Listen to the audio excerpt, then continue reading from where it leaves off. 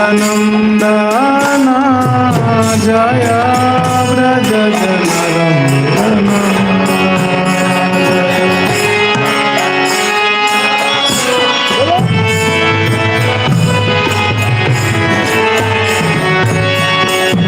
जय यमुना तीरावनचारी जय कुंज बिहारी जय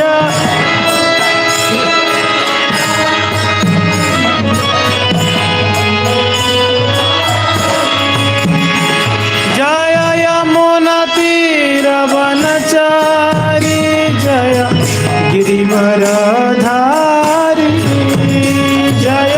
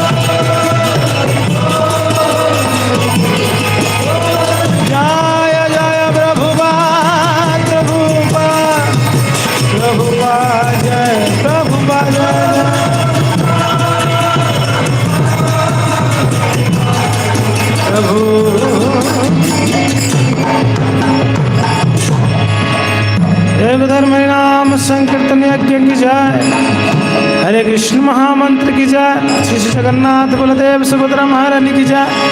श्री श्री राधा माधव भगवान की जय।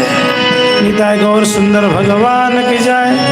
श्रील प्रभुपाद की जय। निताय गौर हरि प्रेमानंदे हरि हरि।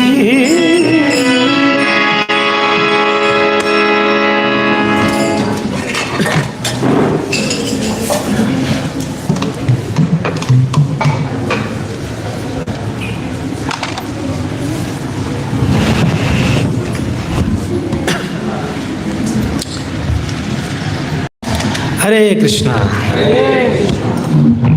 तो चलिए मंगलाचरण को स्मरण करते हैं, इसके बाद कुछ श्रवण करेंगे। सभी हाथ जोड़े और ठाकुर जी को स्मरण करते हुए, गुरु को स्मरण करते हुए मेरे पीछे बोले ओम नमो भगवते वासुदेवाय।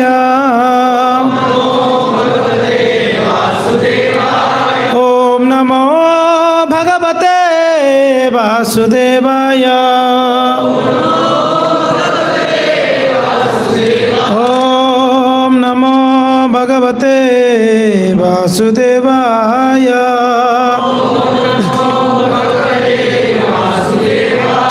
नारायणं नमस्कृत्यं नरं चैव नरोत्तमं देवीं सरस्वतीं व्यासं ततो जयमुदीरये। नष्टप्रायेषु अभद्रेषु नित्यं भागवत सेवया भगवती उत्तमा श्लोके भक्तिर्भवति नैष्ठकी। अज्ञानतिमिरान्धस्य ज्ञानाञ्जनशलाकया चक्षुरुन्मिलितं येन तस्मै श्रीगुरवे नमः। श्रीचैतन्यमनोभीष्टं स्थापितं येन भूतले स्वयं रूपः कदा मह्यं ददाति सपदान्तिकं। वन्देऽहं श्रीगुरो श्रीयुतापदकमलं श्रीगुरन् वैष्णवांश्च श्रीरूपं साग्रजातं सगण रघुनाथान्वितं तं सजीवं साद्वैतं सावधूतं परिजनसहितं श्रीकृष्ण चैतन्यदेवं श्रीराधा कृष्णपादान् सहगण ललिता श्रीविशाखान्वितं च। नमो विष्णुपादाय कृष्णपृष्ठाय भूतले श्रीमते भक्तिवेदांत स्वामिनिति नामिने। नमस्ते सारस्वती देवे गौरवाणी प्रचारिणे निर्विशेष शून्यवादी पाश्चात्य देशतारिणे। कृष्ण करुणा सिंधु दीनबंधु जगत्पते गोपेश गोपिका कांत श्री राधा कांत नमस्तुते। तप्त कांचन गौरांगी श्री राधे वृंदावनेश्वरी वृषभानुसुते देवी प्रणमामि हरिप्रिये। वाञ्छाकल्पतरुभ्यश्च कृपा सिन्धुभ्येव च पतितानां पावनेभ्यः श्रीवैष्णवेभ्यो नमो नमः। नमः महावदन्याय कृष्णप्रेमप्रदायते कृष्णाय कृष्णचैतन्य नामिने गौरत्विषे नमः। ओं नीलाचलनिवासाय नित्याय परमात्मने बलभद्र सुभद्राभ्यां श्रीजगन्नाथाय ते नमः। जय श्री कृष्ण चैतन्य प्रभु नित्यानंद श्री अद्वैत गदाधर श्रीवासादि श्री गौर भक्त वृंद। हरे कृष्ण कृष्ण कृष्ण हरे हरे हरे राम राम राम हरे हरे। मूकं करोति वाचालं पंगुलं गायते गिरिं यत्कृपां तमहं वन्दे श्रीगुरुदिनतारिणं। परमानंद है माधव श्रीकृष्ण चैतन्य ईश्वरम्। अजानुलंबित भुजौ कनकावधातो संकीर्तनैकपितरो कमलायताक्षो विश्वम्भरो द्विजवरो युगधर्मपालो वन्दे जगत्प्रियकरो करुणावतारो।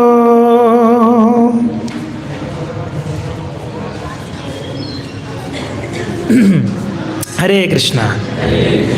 तो सभी भक्तों को स्वागत है हृदय से रविवार ये प्रतिभोज कार्यक्रम में। वैसे आज बहुत ही महत्वपूर्ण दिवस हैं। भगवान के एक नित्य पार्षद तो नहीं, भगवान ही स्वयं प्रकट हुए नवद्वीप में। अद्वैत आचार्य प्रभु जो स्वयं भगवान ही अवतरित हुए, वो कोई और नहीं थे, स्वयं महाविष्णु अद्वैत आचार्य बने। वैसे हम सभी 5 जनों से परिचित हैं, डायरेक्टली इनडायरेक्टली। किन किन से? चैतन्य महाप्रभु से हम परिचित हैं। जय श्री कृष्ण चैतन्य, ये कौन है? कृष्ण है कि नहीं है? और दूसरे कौन है? प्रभु नित्यानंद है। ये नित्यानंद कौन है?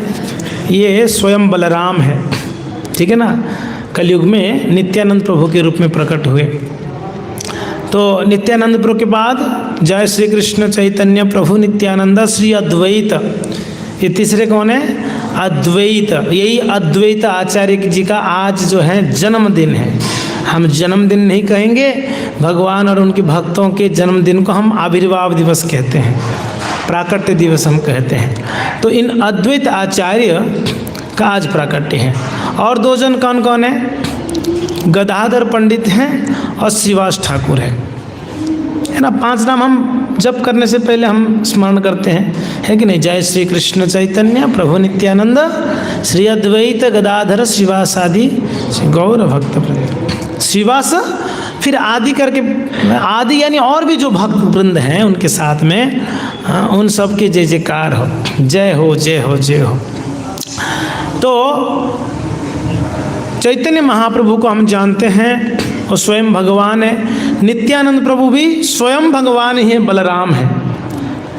और अद्वैत आचार्य भी स्वयं भगवान है। जो विष्णु है, आप सब जानते हैं विष्णु, सुने हो ना? विष्णु 3 प्रकार के विष्णु हैं। 3 विष्णु होते हैं। एक है जिनको कारण दक्षाई विष्णु कहते हैं, हम कारण सागर में सोए रहते हैं। वो कौन है? कारण दक्षाई विष्णु। उन्हीं को हम महाविष्णु भी कहते हैं। क्या कहते हैं? महाविष्णु। तो जो कारण दक्षाई विष्णु, थोड़ा मैं इंट्रोडक्शन दे रहा हूँ विष्णु का। जो कारण दक्षाई विष्णु होते हैं वो कारण सागर कैसे प्रकट हुआ? भगवान के शरीर से जो पसीना है उससे एक सागर बनी है। तो सागर, इसको कारण सागर कहते हैं। उसका दूसरा नाम बिरजा भी कहते हैं, है कि नहीं है? उसको बिरजा भी कहा गया है। तो उस कारण सागर में ये जो महाविष्णु होते हैं, ये नारायण के विस्तार हैं। किन के विस्तार हैं? नारायण के विस्तार। नारायण किन के विस्तार हैं? और बलदाव जी के विस्तार है। किन के विस्तार है? बलराम किसके विस्तार है? वो कृष्ण के विस्तार है। ठीक है, मैं शॉर्ट में बता रहा हूँ, बहुत ज़्यादा इसको कॉम्प्लिकेट ना करते हुए। कृष्ण से बलराम, बलराम से नारायण, नारायण से महाविष्णु होते हैं। ठीक है जी, इतना तो समझ में आ गया। तो जो महाविष्णु होते हैं तो वो कारण सागर में सोए रहते हैं, वहाँ अनंत शेष नहीं होते हैं, ध्यान रखना। जो कारण सागर में सोए रहते हैं महाविष्णु, वहाँ अनंत शेष जी नहीं होते हैं। तो वो कारण सागर में सोए रहते हैं। जब वो सांस को छोड़ते हैं, जब भगवान महाविष्णु सांस छोड़ते हैं, तब क्या होता है? उनकी जो रोम है ना, उनकी जो शरीर में जो बाल है, रोम है, और एक रोम से एक ब्रह्मांड क्रिएट हो जाता है। क्या होता है? हर एक रोमकूप से एक एक ब्रह्मांड प्रकट होते हैं। हमारे कल्पना से परे वाला बात है कि नहीं है? हम दिन भर में कितनी बार सांस प्रश्वास लेते हैं, है ना? 24,000 बार हम लोग सांस लेते हैं दिन में। 24,000 बार लगभग, है ना? 24,000 टाइम्स हम लोग सांस लेते हैं दिन में, है कि नहीं है?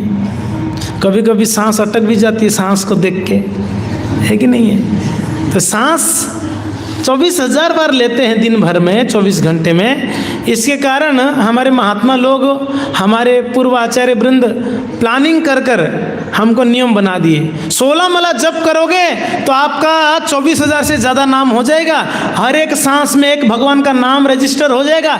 कभी भी प्राण त्यागोगे तो प्रभु का नाम आपका रजिस्टर्ड है, प्रभु के धाम जाओगे। इसीलिए हमारे आचार्य बड़े सोच समझ कर ये 16 माला हमको दिए हैं। लगभग 27,000 नाम हो जाती है हम अगर 16 माला जप करें। कितना माँ? 27,000। बोले प्रभु जी 24 ही करना चाहिए, 27,000 क्यों? कहीं बीच में कुछ मिस्टेक हुआ होगा तो वो मेकअप हो जाएगी ना, इसलिए 16 माला। तो खैर भगवान जब सांस छोड़ते हैं तब उनके हर एक रोम से एक एक ब्रह्मांड प्रकट होते हैं। तब क्या होता है उसके बाद? वो जो ब्रह्मांड होते हैं, थोड़ा सा आपको थोड़ा कठिन हो सकता है कुछ भक्तों को इसको समझने में, पर क्षमा करना, इसको भी जानना जरूरी है। तब हम समझ पाएंगे अद्वैत आचार्य का क्या महिमा है, तब हमको पता चलेगी। तो अभी ब्रह्मांड प्रकट हो गए। कहाँ से प्रकट हुए? भगवान के रोम से, महाविष्णु से। अब ब्रह्मांड प्रकट होते क्या हुआ? सारे जल में डूबने लगे। क्या हुआ? जल में सब डूबने लगे। तो तुरंत भगवान ने शेषनाग के अवतार लेते हैं। कौन सा? अनंत शेष। क्या होते हैं? अनंत शेष जी अनंत फण होते हैं उनके। कितने फण होते हैं? अनंत। अब कितने ब्रह्मांड प्रकट हुआ अभी? कितने? 12, 15, 20, 28, 32, असंख्य। जितनी रो में उतने ब्रह्मांड है, तो गिनती नहीं कर सकती, इतने ब्रह्मांड प्रकट हो गया अभी। और सभी एक जल में डूबने लगे, क्योंकि ना कारण सागर में भगवान लेटे हुए, तो सारा जल में डूबने लगे। तो तुरंत भगवान अनंत शेष के रूप में क्या करते हैं? हर एक ब्रह्मांड को अपने फणों में धारण कर देते हैं, उसको डूबने नहीं देते हैं, उसको फणों में धारण करते हैं। तो ब्रह्मांड किसके ऊपर टिक गया अभी? अनंत शेष के फणों के ऊपर। ये अनंत जी और कोई नहीं है, बलदाव जी अनंत जी बनते हैं। जो बलराम हैं वो क्या बन जाते हैं? अनंत जनते। अनंत फण होते हैं। ये भी हमारे कल्पना से परे है। आप अंदाजा लगा सकते हो ऐसा कोई सर्प होगा जिसके अनंत फण होगा? हम तो एक ही फन के सर्प देखे हैं, पर कोई ऐसे लोक भी हैं जहाँ पर सर्प लोक कहते हैं, नीचे की लोक में, वहाँ कई कई फणों वाला सर्प रहते हैं। पर अनंत जी जो है अनंत फण धारण करते हैं, और वो उस अनंत फणों में अनंत कोटि ब्रह्मांडों को धारण करते हैं।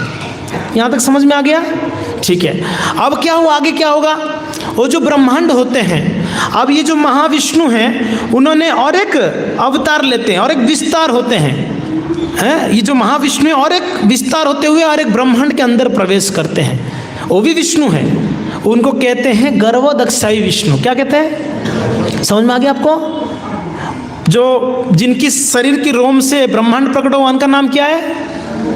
कहाँ? कारणदक्षाई विष्णु या महाविष्णु, दोनों में से कोई भी नाम चलेगा, दोनों नाम उनका है, कारणदक्षाई विष्णु या महाविष्णु। अब ये जो ब्रह्मांड के अंदर, तो कितने ब्रह्मांड है? अनंत कोटि। तो कितने विष्णु और प्रकट होंगे अभी? अनंत कोटि गर्भोदक्षाई विष्णु बन के हर एक ब्रह्मांड में प्रवेश करते हैं। ठीक है जी, यहाँ तक समझ में आ गया है? तो हर एक ब्रह्मांड के अंदर जब प्रवेश करते हैं, वो क्या करते हैं? उस ब्रह्मांड के अंदर एक सागर होता है जिसको कहते हैं गर्भ सागर, गर्भोदक सागर। क्या कहते हैं उसको? जब यहाँ पर जो ब्रह्मांड का क्रिएशन हुआ, वहाँ पर कौन सा सागर था? कारण सागर। ये सब थोड़ा याद रखिए, ये सब है ना, ये कहीं पर हो सकता है वर्णन नहीं मिलेगा आपको। हाँ, सो अब उस गर्भोदक सागर में ये जो विष्णु जाते हैं, गर्भोदक्षाई विष्णु, उस गर्भोदक सागर में सोते हैं, सोए रहते हैं। आपके मन में आता हो कि इनका और कोई काम धंधा नहीं है, ये भाई हर जगह सोता ही रहता है। यही हुआ, भृगु जब पहुंचे, भगवान सोए थे, गर्भोदक्षाई विष्णु सोए हुए थे अनंत शेष के ऊपर, दे कस के एक लात बिठा दिए थे। ये सोए रहते हैं, कुछ काम नहीं इनका।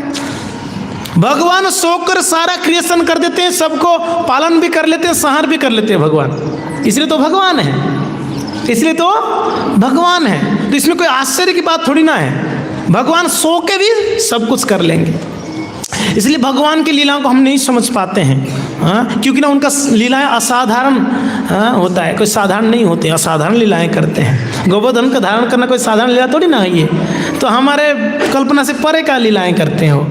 कालिया नाग के ऊपर नृत्य करना कोई हमारे कल्पना से, है ना, कल्पना के अंदर नहीं है। तो वैसे सो अभी कहाँ तक पहुँचे थे हम लोग, यात्रा कहाँ तक गई हमारा। गर्भदक्षाई विष्णु क्या करते हैं, गर्भ सागर में सोते। पन ध्यान रखना, वहाँ पर वो ऐसे जल में डायरेक्ट नहीं सोते, वहाँ अनंत शेष जी होते हैं। वहाँ कौन होते हैं, अनंत शेष जी। अब प्रकट हो गए अनंत शेष जी ना, अनंत शेष जी अपना विस्तार करते हैं भगवान की सेवा के लिए। तो अब गर्भदक्षाई विष्णु अनंत शेष के ऊपर सोए रहते हैं और वहाँ पर उनकी नाभि से कमल उत्पन्न होता है। अब भगवान सोचते हैं कि सिर्फ ब्रह्मांड का क्रिएशन करके क्या फायदा है, इसमें ब्रह्मांड के अंदर जीवों का भी सृष्टि करना है ना, नहीं तो क्या फायदा है। कोई गाड़ी खरीद के लाए, गाड़ी घर पे लॉक करके रखे हुए, रोज अगरबत्ती घुमाते रहो, गाड़ी का क्या फायदा है, उसमें बैठ के चलाओगे तब ना कुछ गाड़ी का महत्व होगी। तो वैसे भगवान ने सृष्टि किया तो सृष्टि का कुछ कार्यशील तो करें। तो भगवान इसके लिए क्या किए, वो अपने नाभि से कमल उत्पन्न कराए ठाकुर जी। उस कमल पुष्प के ऊपर ब्रह्मा जी का प्राकट्य हुआ। किनका, ठीक है, आंख खोल के सुन रहे हैं आप लोग, किनका प्रकट हो गया, अभी ब्रह्मा जी का प्रकट हो गया। ठीक है जी। अब दो विष्णु हमने कह दिया, एक है कारण सागर के कारणदक्षाई विष्णु और एक गर्भ सागर के गर्भदक्षाई विष्णु। ठीक है। अब जो ब्रह्मा जी प्रकट हुए गर्भदक्षाई विष्णु की नाभि के कमल से, तो ब्रह्मा जी सोचे कि मेरा बाप कौन है, मेरा उत्पत्ति कहाँ से हुई है। कमल के ऊपर बैठे हुए हैं, तो बोले कि मेरा उत्पत्ति कमल से हुई है, ये कमल कहाँ से उत्पन्न हुआ है, ये उसका छोर पता लगानी है, उसका उद्गम पता लगाने के लिए उन्होंने क्या किया, कमल नाल के अंदर गए।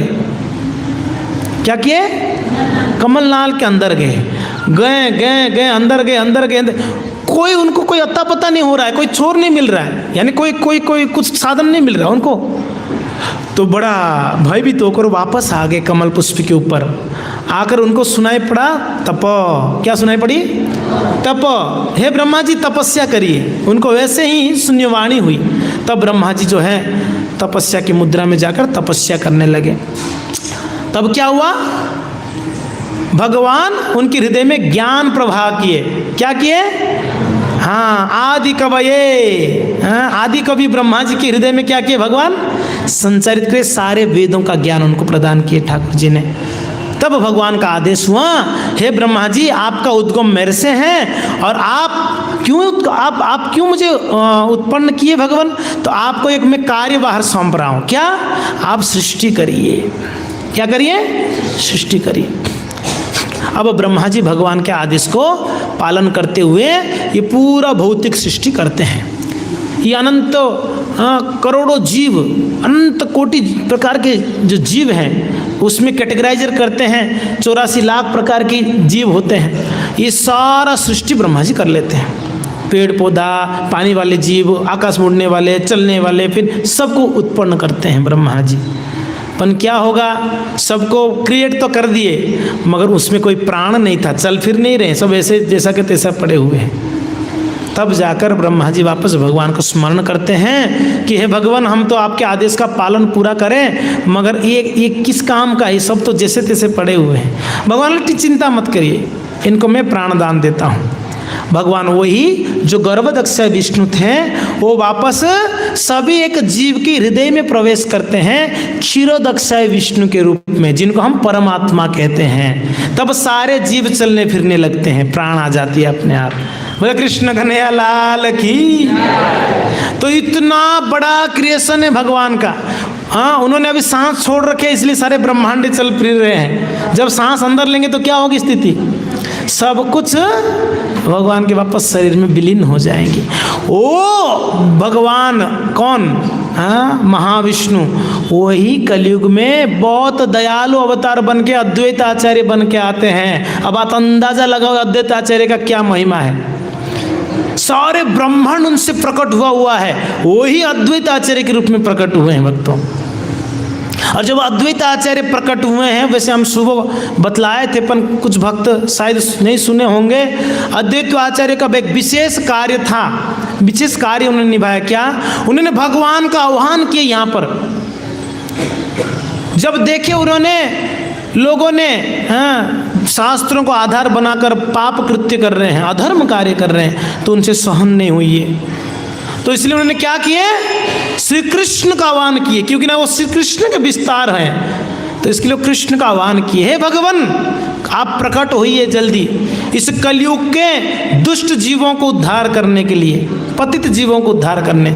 जब वो हुंकार भर के पुकारते हैं भगवान को, तब श्री कृष्ण भगवान स्वयं भगवान श्री हरि कृष्ण पूर्ण पुरुषोत्तम वो क्या बनते हैं, श्री चैतन्य महाप्रभु के रूप में प्रकट हो जाते हैं। बोले श्री चैतन्य महाप्रभु की। तब जब श्री चैतन्य महाप्रभु प्रकट होते हैं तब उन्होंने विशेष कारण लेके आते हैं कि जितने भी कलयुग में बद्ध जीव हैं, पतित जीव हैं, ज़्यादातर सभी पतित हैं कलयुग में, उन सबको उद्धार करने के लिए जिम्मेदारी भगवान लेते हैं। बोले कैसे किया जाए, इनको कोई सरल साधन से किया जा सकता है ना। तो इसीलिए कृत्य ध्यायतो विष्णु त्रेतायाम यजतो मखई द्वापरे परिचर्यायम कलौ तद हरि कीर्तनात्। भगवान कलयुग में प्रकट होकर एक विशेष और एक बहुत सरल साधन दिया हमको, सभी एक को, है ना।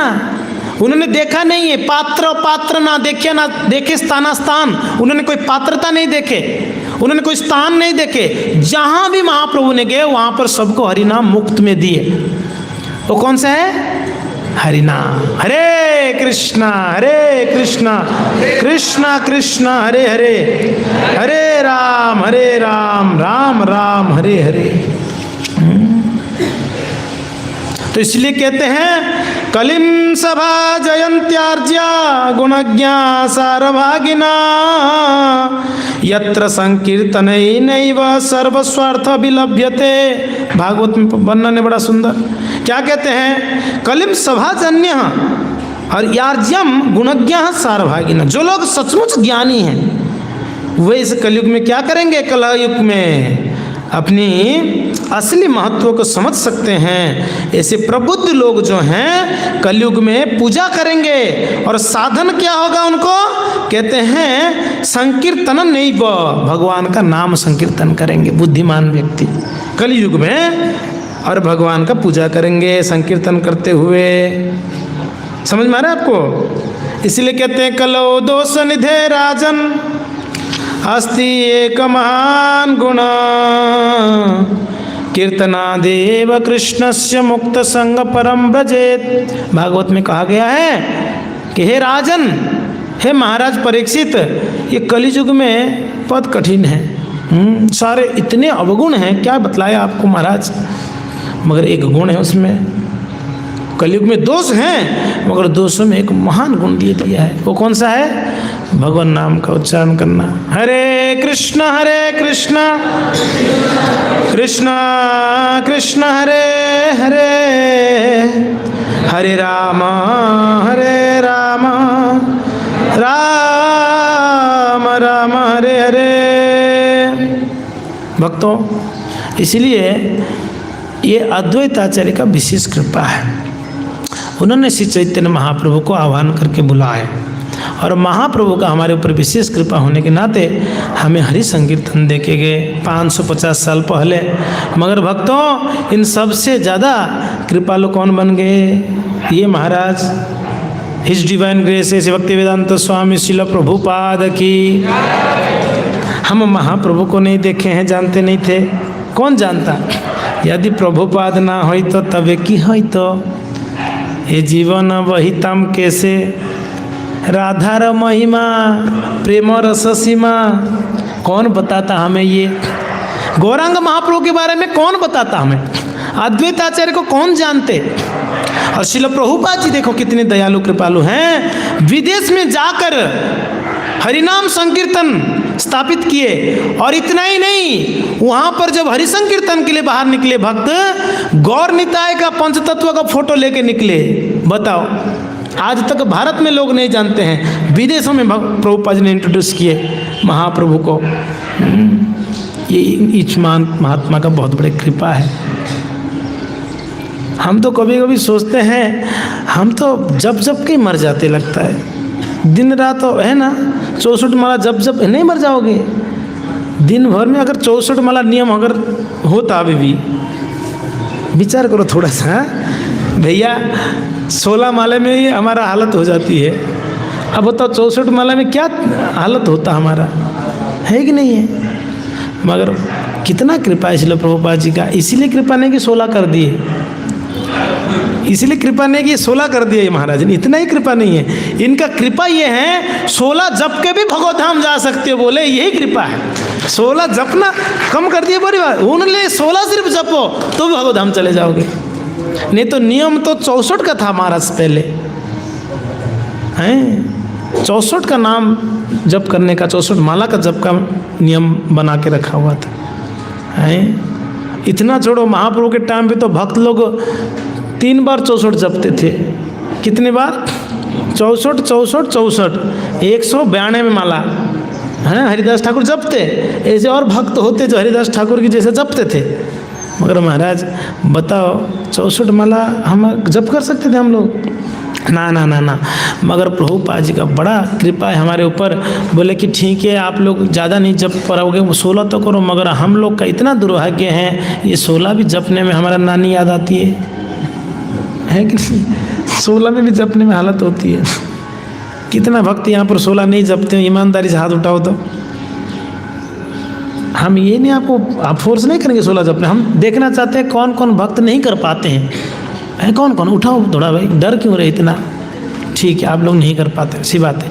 तो है ना, हम लोग जानते हैं 16 माला सब करते हैं, आप लोग नहीं जानते हो, जानते हैं भक्त लोग 16 करते हैं सब, मगर नहीं कर पाते हम लोग, कहीं ना कहीं व्यस्तता है, कहीं है ना, कहीं बिजनेस व्यापार घर समझते हम।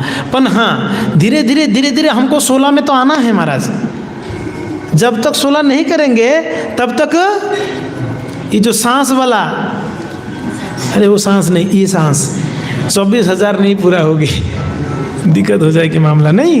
हाँ तो 16 में तो आना है आपको, एकदम लॉजिक हमने दे दिया।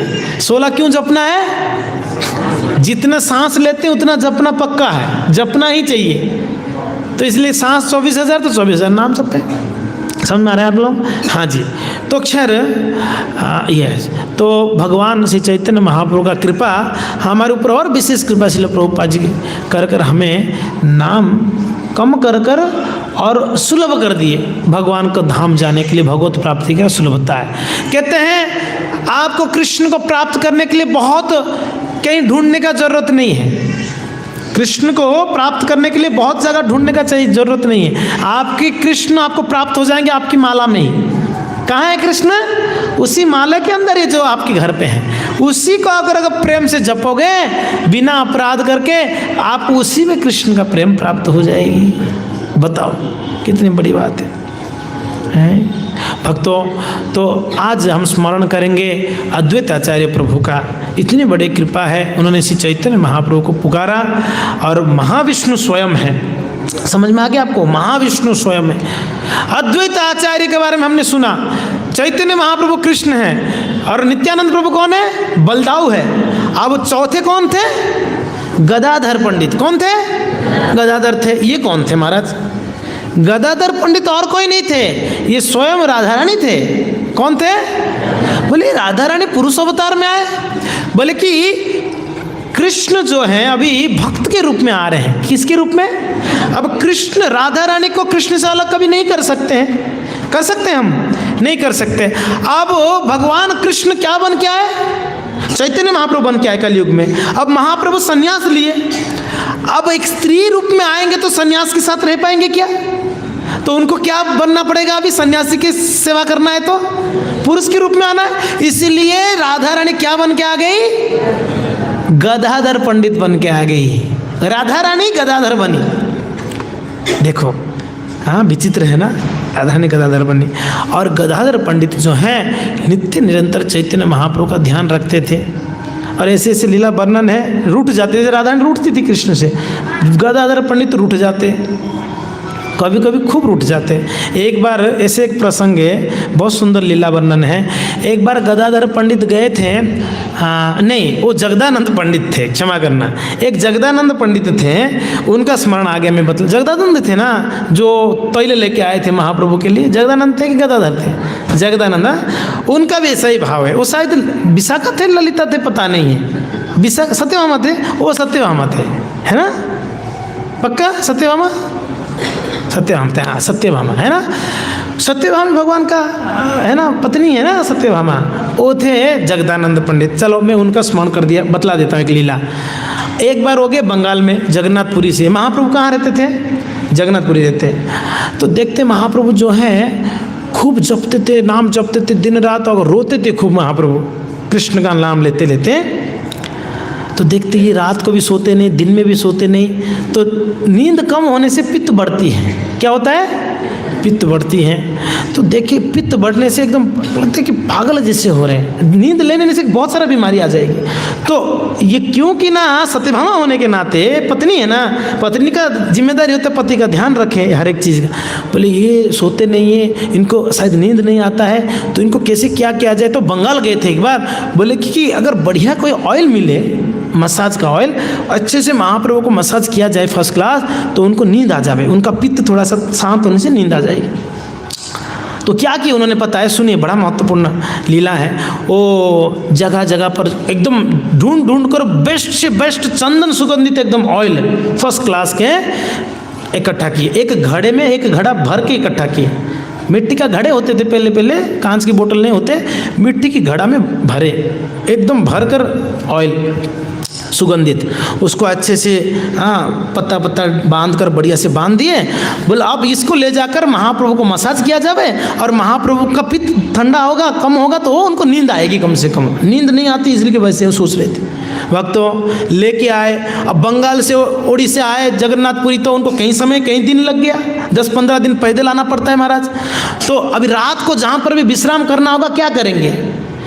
ये भगवान के लिए लेके जा रहे हैं, है कि नहीं? क्या प्रेम था भगवान के लिए। इसको नीचे जमीन में नहीं रख सकता हूं मैं। जमीन में भगवान की कोई वस्तु जमीन में नहीं रखना चाहिए, समझ रहे हैं? जैसे मृदंग है, जमीन उनको आसन के ऊपर रखा गया है, भगवान का वस्तु है कि नहीं? करताल है, कोई भी चीज हो उसको जमीन में एकदम डायरेक्ट नहीं रखा जाता है। भक्त कोई आते हैं तो उनको भी हम जमीन में डायरेक्ट थोड़ी बिठाते हैं, आसन देते हैं। तो भगवान और भगवान से रिलेटेड सबको डायरेक्ट जमीन में। तो ये भगवान के लिए ले जा रहे हैं कि अशुद्ध हो जाएगा कहीं, तो क्या करते पता है? रात को कहीं अगर पेड़ के नीचे सो जाते तो सीका होता, सीका पता है आप लोगों को? सीका ही बोलते हैं ना।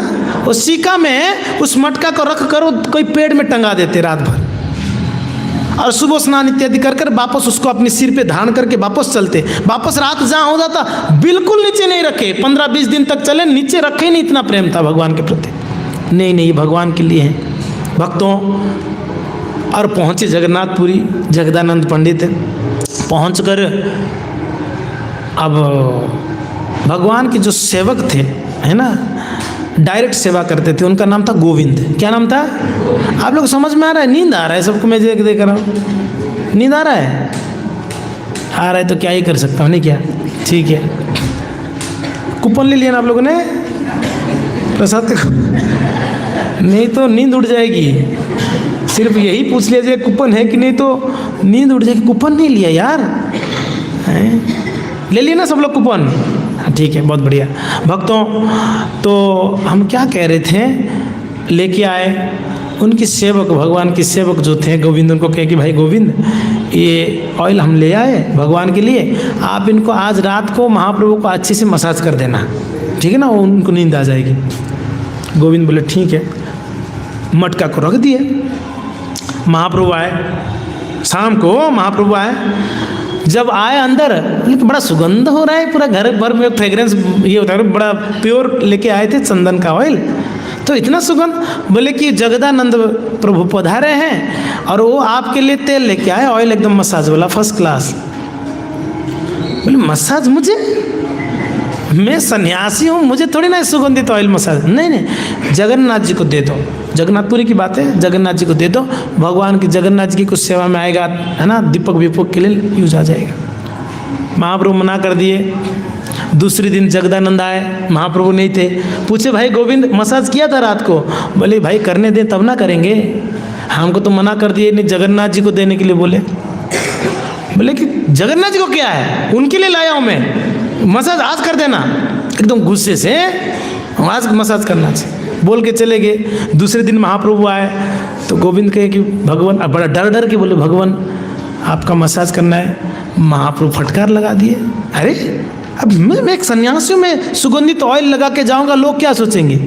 हैं ना ना ना, इस सन्यासी का धर्म नहीं है, आप भगवान जगन्नाथ जी को दे दो। डांट के फटकार के बोल दी तो गोविंद बोला कि इन दोनों के बीच में मैं मर रहा हूँ। वो बोल रहे मसाज करो, ये बोल रहे नहीं। भैया तीसरे दिन जब जगदानंद आए, बोले कि किया था मसाज?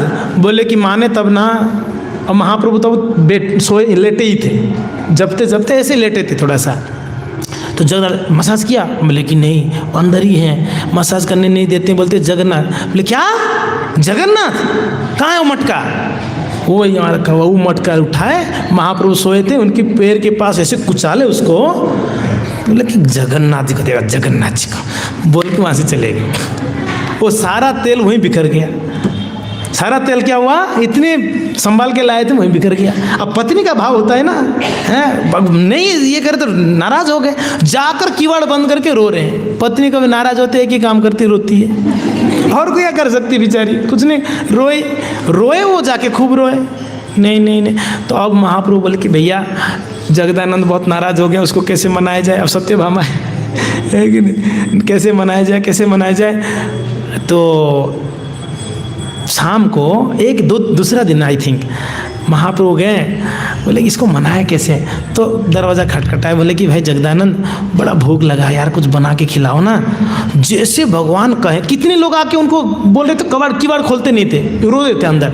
भगवान जाके पास बोले कि बहुत भूख लगा, कुछ खिलाओ बनाकर। अब पत्नी का भाव होता है ना, खिलाने के लिए बोला जाए तो बिल्कुल दरवाज़ा खोल के प्रणाम करके बोले अभी बनाता हूँ। जगदानंद जाके बढ़िया से बनाकर भगवान महाप्रभु को खिलाए, तब उनका सारा नाराजगी शांत हुई। तो क्या रे सत्यभामा स्त्री स्वरूपा और क्या बन के आ गई? जगदानंद। राधा रानी स्त्री स्वरूपा क्या बन के आ गई? गदाधर पंडित। इसके लिए आए क्योंकि ना महाप्रभु संन्यास लेंगे, कृष्ण संन्यास लेंगे तो उनका सानिध्य नहीं हो पाएगा, इसलिए उनका सेवा करनी है, तो हमको पुरुष स्वरूप में आना है। और अंततः लास्ट में कौन है? श्रीवास पंडित है। कौन है वो? श्रीवास। ये कौन थे श्रीवास पंडित? कौन बताएगा आप में से? श्रीवास कौन थे? कौन बताएगा? हाँ जी, नारद जी थे। श्रीवास नारद जी थे। और कौन बताएगा?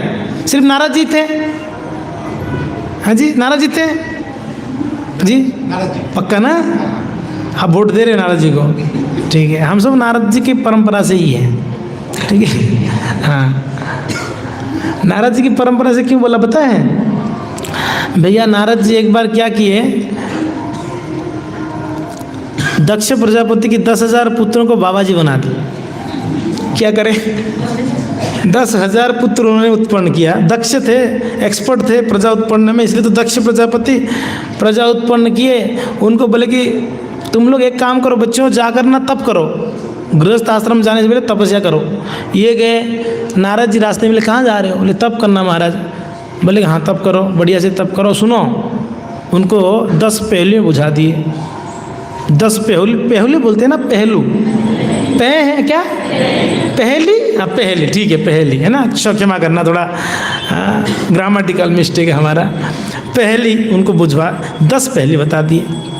ये बच्चे यार बोले कि ये क्या बतलाए नारद जी, सोच के समझ गए। 10 पहलियों को सुझा कर उसको सबको समझने लगे शास्त्रों से, ये क्या होता है। समझ में आया हमारा परम पिता भगवान कृष्ण, उनका भजन ही करना चाहिए हमको। वापस घर नहीं गए वो लोग, भगवान का भजन करने चले गए। 10,000, 1-2 ने कितने 10,000 साधु बन गए। आया क्रोध किनको? दक्ष को। बोले कि भैया ये ऐसे क्यों करता है नारद जी यार, मैं बच्चों तो बोले कोई बात नहीं, हम तो एक्सपर्ट है। वापस 1,000 बच्चे वापस किए। कितने? 1,000। बोले कि देखो तुम लोग तप करो, क्योंकि ना तपस्या तो जरूरी है। आजकल के बच्चे तपस्या नहीं करते हैं, सीधा गृहस्थ बन जाते हैं, इसलिए कुटाई होती है उन लोग का। दुखी होते हैं, कुटाई इंद्र दुखी होते, बेचारे संभाल नहीं पाते गृहस्थी। बढ़िया तपस्या, नाम जप करो, थोड़ा सा शास्त्र का अध्ययन करो, है ना, ये तपस्या। और क्या तपस्या है? सुबह जल्दी जगने का आदत डालो, ये तपस्या करोगे, गृहस्थ जीवन में आनंद में रहोगे, फर्स्ट क्लास। तो इनको बोले कि आप तपस्या, मगर एक चीज़ ध्यान रखना, आपके भाइयों से मत मिलना कभी भी। क्या बोले? संभाल के रहना भाइयों से।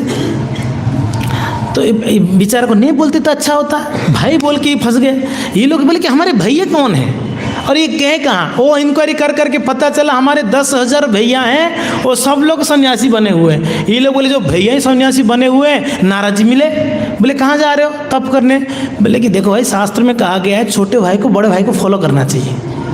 अच्छा, बड़े भाई को फॉलो करने, तो बड़े भाई तो बाबा जी बने, हम भी बने, वो लोग भी सन्यासी बन गए। तब दक्ष प्रजापति नाराज हो गए, बोले कि इतने सारे बच्चों को एक साथ में सन्यासी बनाया। तो नारद जी जब आए, नारद जी को श्राप दे दिए। क्या बोले? नारद, आपने हमारे इतने सारे बच्चों को साधु बनाए, हम आपको श्राप देते, आप एक जगह कहीं टिको नहीं। टिकोगे तो तब ना किसी को आप संत बना देते हो, भक्त। टिको ही नहीं। नारद जी बोले बहुत बढ़िया, हम टिकेंगे नहीं, हर जगह जा के भक्त बनाते रहेंगे, एक जगह क्यों टिकना है हमें। तो प्रभुपाद जी एक जगह कहते हैं, नारद जी को जैसे श्राप मिला है, मुझे भी ऐसे ही श्राप मिली है, मैं कहीं एक जगह टिक नहीं पाता हूँ। क्योंकि ना मैं भी कई सारे सन्यासी ब्रह्मचारी साधु बना दिया, तो माता पिता हमको श्राप देते रहते हैं कि ये बाबा जी एक जगह टिके ही नहीं। इसलिए प्रभुपाद जी ने 10 साल के अंदर पूरा विश्व को 14 बार घूमे। कितने बार? 14 टाइम्स घूमे, और पूरा विश्व भर में कई हजारों शिष्य बनाया श्रील प्रभुपाद जी ने, कई सैकड़ों मंदिरों का स्थापना किया श्रील प्रभुपाद जी ने। अगर एक जगह होता तो ये हो सकता था क्या? नहीं हो सकता था। तो इसलिए हम नारद जी की परंपरा में, ठीक है ना। सो क्या कह रहे थे, यहाँ पर आए शिवास जी। शिवास कौन थे? नारद जी थे। शिवास जो है नारद जी थे। तो ये शिवास पंडित आप देखेंगे महाप्रभु के संकीर्तन मंडली में वो बहुत बड़े योगदान था उनका, शिवास पंडित जी का। उनके कई सारा लीला हैं शास्त्रों में, है ना। विशेष कर अगर चैतन्य लीला को मैं इसलिए इस लीला को थोड़ा सा बतलाया, क्योंकि ना अभी एक एक करके अब इनका आविर्भाव दिवस है अद्वैताचार्य का। अब कुछ दिनों में ही नित्यानंद प्रभु का आविर्भाव हो जाएगा। कितना? किनका? कौन है वो नित्यानंद प्रभु? बलराम जी स्वयं हैं। उनका कब प्रकट दिन आ रहा है? अभी 31 जनवरी को, यानी अगली शनिवार, आने वाला जो शनिवार है, उस शनिवार को नित्यानंद प्रभु का प्राकट्य दिन होगा। आप लोग आएंगे नहीं आएंगे उत्सव मनाने के लिए? बलराम जी का प्राकट्य है कि नहीं? जो आदि शक्ति है, हाँ, सारे शक्ति के आगार हैं बलदाव, उनका प्राकट्य है। तो नित्यानंद प्रभु, इसलिए मैं थोड़ा सा चैतन्य लीला को स्मरण किया आज। तो नित्यानंद प्रभु का प्राकट्य दिन मनाएंगे हम लोग शनिवार को। आप लोग कब? दिन में तो नहीं आ सकते हो, शायद शाम को आओगे, दिन में आओगे?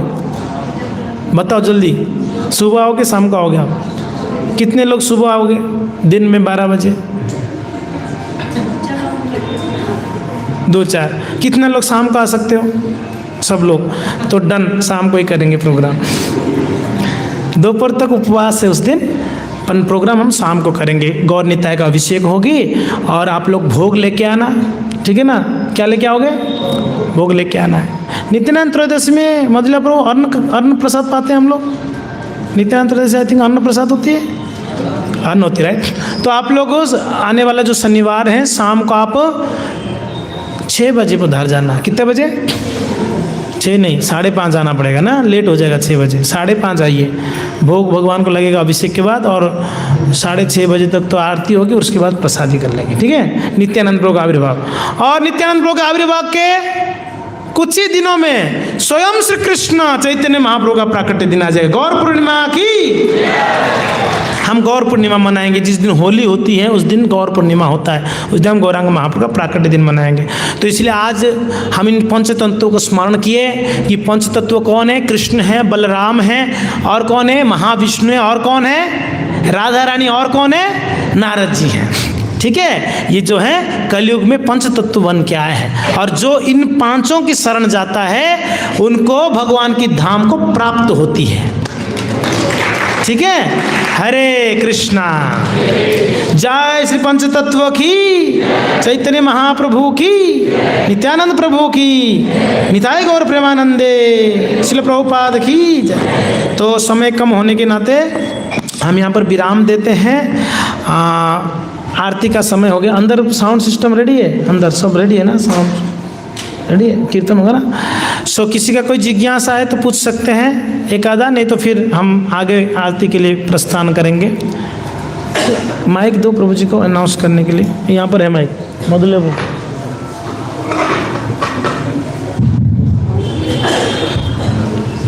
हरे कृष्णा।